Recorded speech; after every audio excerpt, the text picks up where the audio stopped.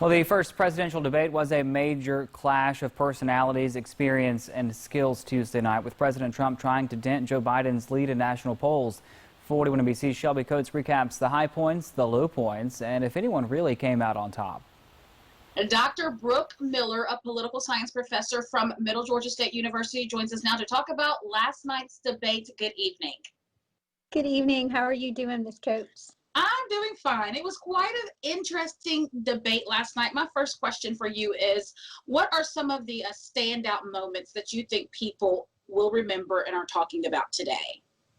To me, there are a few of those. One of those being that, President Trump did call out Joe Biden specifically about what law enforcement entities actually are supporting him.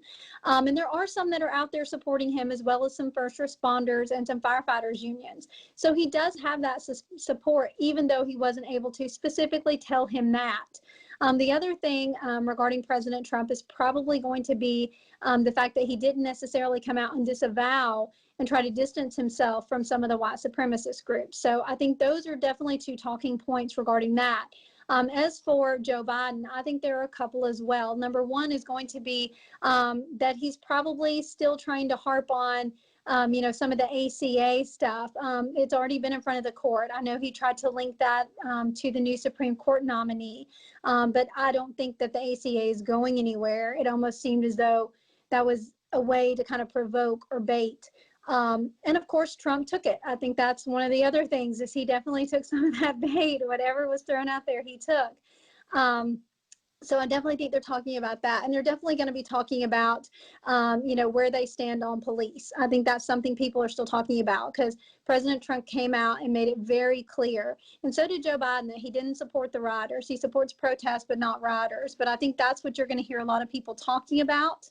And I think people are a little bit surprised about the performance themselves, kind of the way the debate was handled and the way it played out on national television, to be honest. Definitely so. In your opinion, do you think there was a winner last night, and who would that be? I don't think there was a winner at all. Definitely not the American people. If there was a winner, it should have been the American people. They should have walked away from that debate knowing a little bit more about the candidates and where they stand. Instead, what I think we saw two different candidates playing to their bases. I think at this point, they're trying to rally the troops per se and make sure their voters get out to the polls. So you heard President Trump talk about a lot of those things regarding law and order, regarding the economy. People typically vote their pocketbooks. And so that's kind of where he was trying to hit that. And then you saw Joe Biden really kind of try to rally his base, where he's talking about, the New Deal. We're talking about restructuring police forces. And so you see them hitting their bases, trying to make sure that people go out and vote in the upcoming election. Joe Biden even took a segue to talk about going out and voting and making sure that people have their voice heard. My last question, each candidate, what did you think they did right and what did they do wrong last night? Well, the first thing that both of them did wrong is interrupt each other. Let's just go ahead and be blunt. There is something to be said for decorum, whether anyone likes it or not. And unfortunately, I don't think either of them did a very good job of holding that decorum.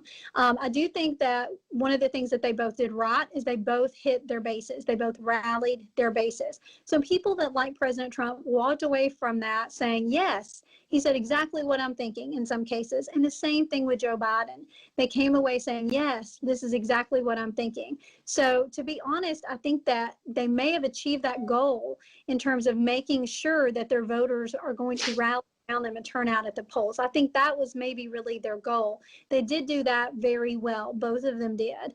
As for things they could probably do better in the next debate, I would actually say hit the actual topic. When you're being given a question, answer the question. You heard Joe Biden, in a way, try to distance himself from the big new Green Deal to his New Deal that was different. That's going to confuse people. Nobody's going to be able to make that distinction.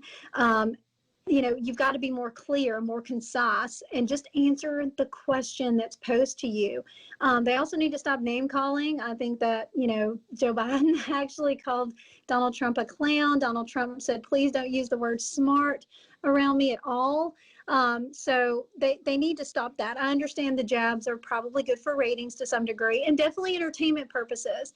But in this case, we need to know where those candidates stand. And it's very important they answer those questions and tell us what their intention is if they win the presidency on November 3rd.